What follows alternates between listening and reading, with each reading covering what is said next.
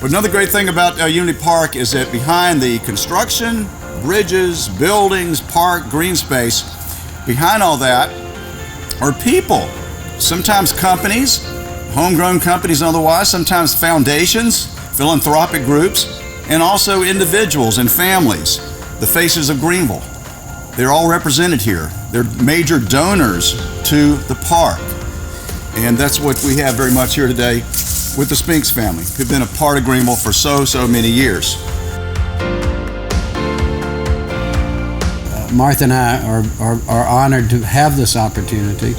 From the very beginning of starting my business when I was 26 years old, I found this community to be pulling for me to be successful. It took many years for me to be able to do things that I'm able to do today. And so things like the bridge, which brings people across a barrier, which is a barrier that is symbolic. And it's just a pleasure to be able to do the bridge and to do it to pull people together.